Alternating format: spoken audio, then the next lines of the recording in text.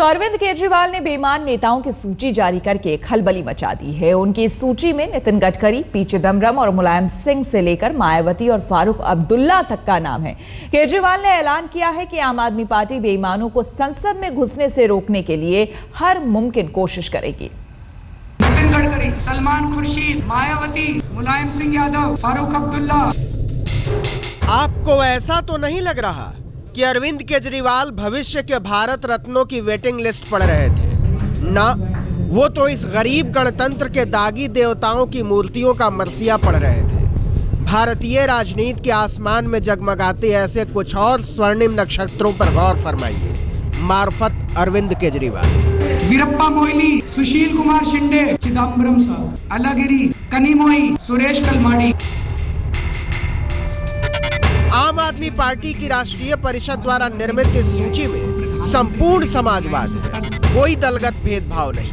क्या बीजेपी, क्या कांग्रेस, क्या समाजवादी पार्टी, क्या एनसीपी, क्या नेशनल कॉन्फ्रेंस और क्या अन्ना द्रमुक, मतलब इंद्रधनुष कहिए, पूरी सतरंगी छटा। जगनमोहन रेड्डी, कपिल सिब्बल, कमलनाथ, अनुराग ठाकुर, पवन बांसल। बताते हैं कि ऐसे 162 नाम हैं आम आदमी पार्टी की सूची में जिन्हें वो बेईमान मानती है। हमारा मकसद होना चाहिए कि संसद के अंदर एक भी भ्रष्टाचारी ना पहुंच पाए। हमारा मकसद होना चाहिए कि संसद के अंदर एक भी अपराध वाला बंदा ना पहुंच पाए। अरविंद केजरीवाल इस मकसद में कामयाब हो पाए या नहीं, लेकिन अभी उनका पूरा ध्यान बेईमानों की लिस्ट बड़ी करने पर है। उनकी पार्टी कहती है कि बेईमानी भी कई तरह की होती है। जनता का नुमाइंदा किसी परिवार से थोप देना भी उसी श्रृंखला की एक कड़ी है। ये जितने परिवारवाद चल रहा है, इसका बेटा, इसकी बहू, उसका भाई, उसका भतीजा, इनको सबको टिकटें मिल गई। अब ये बंद होना चाहिए। संसद के ऊपर कुछ परिवारों का कब्जा नहीं होना चाहिए। दर्शक दीर्घा के बीच से शोर उठा तो कुछ महानुभावों के लिए विशेषणों का आविष्कार हुआ। कानपुर वाले कांग्रेस के एमपी का नया नामकरण संस्कार हुआ। श्री प्रकाश जायसवाल, कोयला घोटाले वाले। इसके बाद एक लंबी हंसी और फिर उसके बाद सफाई, भूल चूक लेनी देनी।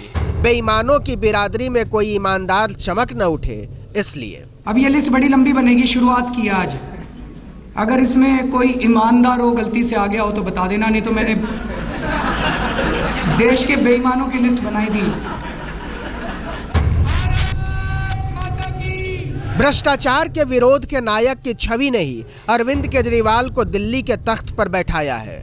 अब वो इसकी तासीर को पूरे देश की तमन्नाओं के साथ जोड़ना चाहते हैं। हराना चाहिए कि नहीं हराना चाहिए? तो आम आदमी पार्टी की तरफ से एक मजबूत कैंडिडेट खड़ा होना चाहिए उसकी। बुनियादी तौर पर केजरीवाल की कुछ बातें बड़ी अपील करने वाली हैं। सैद्धांतिक तौर पर किसी को इस सत्य से इनकार नहीं होगा कि बेईमानों को देश की सबसे बड़ी लोकतांत्रिक अदालत से दूर रखना चाहिए। लेकिन इस सत्य को कैसे भूल जाएं कि बेईमान तब भी जीतते हैं और जीतकर फिर बेईमानी करते हैं। दिल्ली से ऋषिका बरुआ के साथ आज तक ब्यूरो।